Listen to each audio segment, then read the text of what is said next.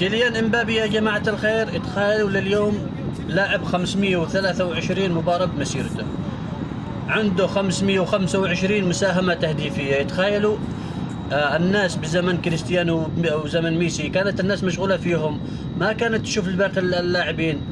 في وقت كان كيليان امبابي يسجل اهداف وكان من افضل اللاعبين، بس الناس خلاص كانت مشغولة لها بميسي وكريستيانو.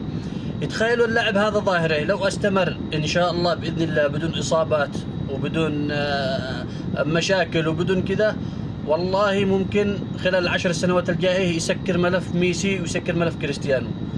اللاعب الحين يا جماعة الخير سارت الفرق يطالبوا الاتحاد الاسباني بوضع كاميرات ساهر بالملعب من سرعة اللاعب يعني مرسيدس داخل الملعب ما شاء الله تبارك الله، رجعت تصير لاعب نحن.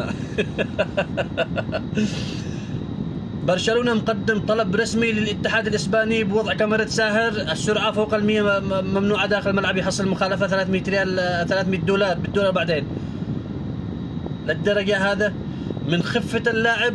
كان الموسم الاول تسللات، الموسم هذا اللاعب صار يلعب بطريقة غريبة، يعني صار ما عندوش تسللات، موضوع التسللات عنده صارت صفر.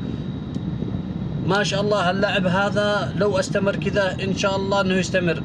والله يا جماعة الخير لا اخفيكم، انا والله صرت